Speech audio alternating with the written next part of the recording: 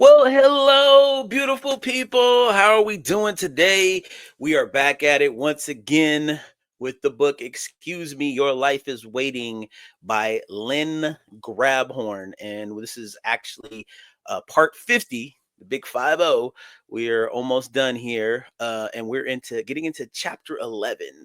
And it looks like a lot of you guys liked chapter 10 because it was all about health and reclaiming the body and making sure that understanding where pain comes from and suffering, and when it comes to the body, and how to use the law of attraction to your advantage when it comes to this work. So a lot of great feedback when it came to that particular chapter, even though it was very controversial. The other big thing, of course, was death, and understanding essentially how that is attracted, and that's going to continue to be a very attractive, I mean, not attractive, it's going to be very controversial, primarily because death is a very can be a very serious thing, but I think it is all about perceive how you perceive it, your perception of things. And I lost my mom.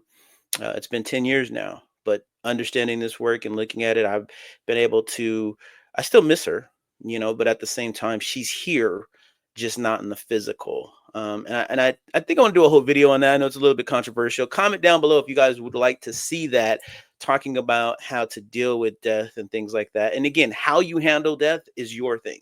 I would never say this is how you want to handle it. I'm just giving you a different perspective.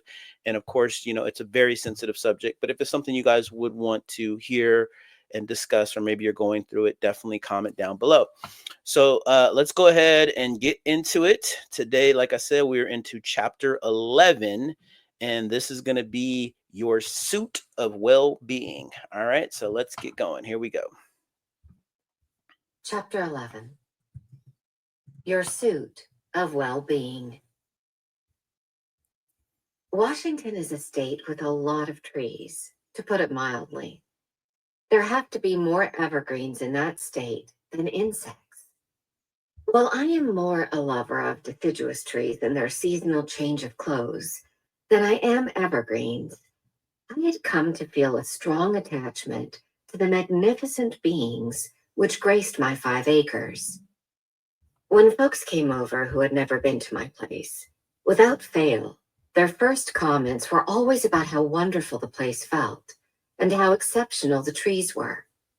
I had giants on my property that were unlike anything for miles around, with fascinating clumps of mixed species growing out of the same trunk. Even the few deciduous trees that blessed the place were awesome in their height and design. But my special friends were a bunch of little guys just outside my fence, next to the road. All along Washington roadways are endless clusters of new little fellas doing their damnedest to catch on and grow, and I had a fabulous long row of them. They grew fast, and by the time I had been there for 3 years or so, they were up far enough to create a sizable screen against traffic noises. I loved them. I don't know why, really. Maybe it was their spunk, their steadfast determination to grow almost sideways out of the raised earth, or to survive in the poorest of soil conditions. I don't know why, but I surely did adore them. While I may have been following somewhat of a spiritual path in those early years in Washington, I was a long way from having my valve open. I blamed the weather for most of my moodiness. I was concerned about the remote location of my property. I missed my friends in California. And though I was enjoying writing my first book, I was constantly focused on my lack of money, tipping the scales considerably more to negative vibrations than positive, and creating an open invitation to some form of disaster. Then one day, one memorable summer's day I shall never forget, I heard the sounds of heavy equipment outside. I looked out my window to see a huge city weed cutter hacking down my street trees. I came unglued and dashed screaming to the street, but it was too late. The last of the beautiful trees I had watched grow from babies to 6 feet or more had just fallen. Mhm. I don't ever remember howling in such anguish. They had just taken my beloved family, and I was devastated. Over the next couple of summers, more yearlings caught on and grew. Try as I would not to become attached to them, I did. I was so proud of their guts and just as amazed by their stubbornness. They weren't tall enough for the city to worry about yet, so I felt we were safe for a few years. When the trees grew to be 5 and 6 footers, I knew we were getting close to chop down time again. But now I was into the law of attraction and keeping an open valve to the best of my ability. There was very little fear in my world, no apprehension over safety, and a newfound love and appreciation for the wet and gooey cold Washington weather. My vibrational skills had tipped well into the positive. I was happy. My valve was more open than closed. And I knew, just knew, that my hardy young friends would be safe for as long as I lived there. Sure enough, one summer's day, I heard the heavy equipment truck again and went outside. There was no panic in me. I just went outside. The cutters had just finished slashing down a long row of my neighbor's roadside trees. Then they swerved out around mine to pass them by and started swacking at the property next door. I flagged down the driver and asked why he had skipped over my trees. Oh, I don't know, lady. They just seemed so pretty there. I thought you might want to keep them. You want me to take them down? Hmm. So safe, Hmm. so secure, so happy. Our expanded self vibrates in a frequency we would call, if we could feel it, pure, unadulterated ecstasy. Must be nice. Hmm. It would stand to reason, then, that the greater part of our being is operating in a frequency or rate of vibration a tad unknown to us at this time, what we would call really happy. Since happiness and well-being are synonymous, that means there's a part of us, the biggest part, that knows nothing but unconditional, timeless well-being. For if you have one high-frequency joy, by the laws of physics, you must have the other, well-being. So here it is.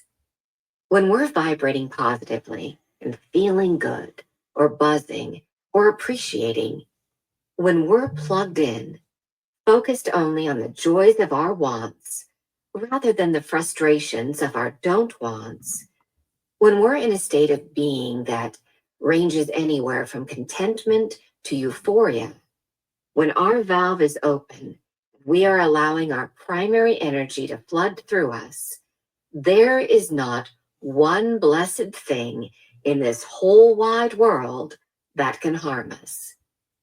Nothing. Not in business, not in the home, not on the freeway, not in the body, and not to cherished trees on our grounds. Not one bad thing can happen. For when we are in that energy, we are living and flowing the energy of our own omnipotent selves, which knows only pure, untainted well-being and doesn't know from diddly squat about negative vibrations. The only thing that greater part of us knows is inexplicable joy, power, chutzpah, frivolity, and infinite security, because infinite well-being is what it is. And that is what we, as its physical extension, really are. Pure, unending well-being. All we have to do is give ourselves a chance to let it be so. Hmm. If I seem to be laboring the point, you're right. Because we're talking the good life here. When we're plugged into that high frequency energy, when we're out of fear-based and into happy-based, when we're not spewing out negative emotions of worry, bitterness, doubt, or guilt, we've automatically plugged into the good life of well-being where nothing can ever harm us physically. That's right.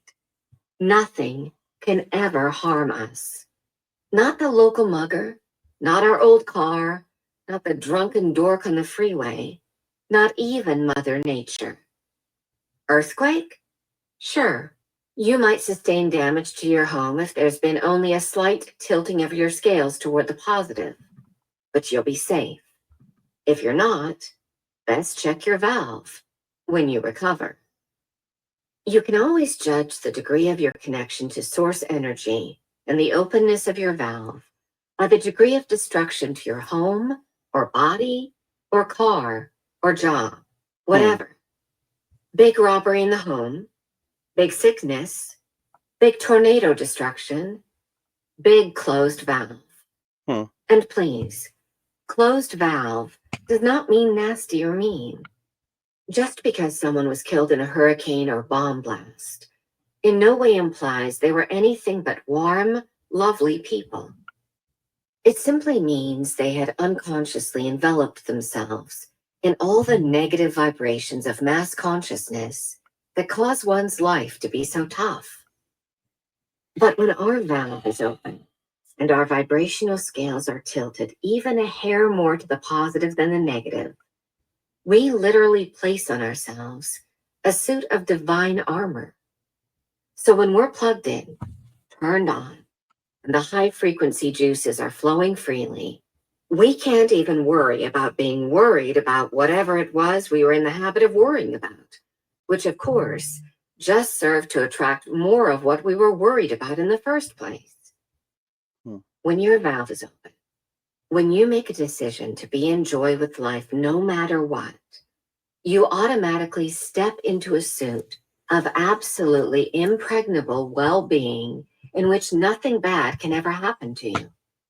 It is simply a vibrational impossibility for bad to happen to you in that high frequency. But aside from the big, awful things we ward off by living in our higher energies, there are all the neat little things that start to happen, like the bypassing of my precious trees. For instance, if you have moles underground, they'll only come up where no one can see them, or not at all, but never in your front yard. Squirrels will go after someone else's bird food, not yours. Your house may have termites, but they'll soon move on. Trees may fall on your neighbor's home from an overabundance of rain, but yours will stand firm. Loose dogs may poop on your neighbor's yard, but not yours. Your friends may be caught in the snowstorm, but you'll get home safely. Your area may be targeted for mail theft, but your box won't be touched. If you're low on gas a million miles from nowhere, someone will come to the rescue. If the flu bug is walloping everybody, it won't touch you. And you'll always miss the plane that crashes. All this, and ever so much more, from being wrapped in your own feel-good energy, the frequency that guarantees our well-being. All Bad right. stuff. Wow. Very, very interesting. I want to listen to this again. This is very interesting. So I hope you guys digest all this because it's basically just saying everything that happens to you, you're attracting. And if you don't like something, change your frequency, right?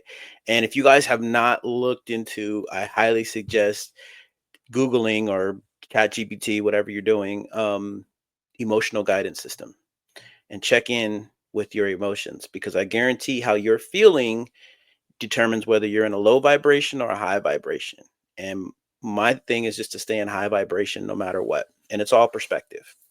And I'm going to do a video on this also too. So that's going to be something that will definitely talk about also. So, anyways, until next time, you guys make it a great day. If you haven't already, like and subscribe. Make sure that you hit the notification button so that you don't miss any of this great content. And definitely comment down below what you guys think about this another controversial video. It seems like when we get to the zeros, the 50s, the 40s, the 30s, these are all the good videos and they're easy to find. So definitely, I recommend going back to it. I know that I will. And yeah, just keep listening and keep an open mind. I really appreciate you guys for being dedicated because I mean, I know this is not easy to hear, especially if you're hearing it for the first time. But like I was telling you in the other video, if you don't believe something, prove it wrong, right? Prove me wrong. Prove it wrong by doing it because you will be surprised by what you discover. All right, you guys, take care. Bye bye.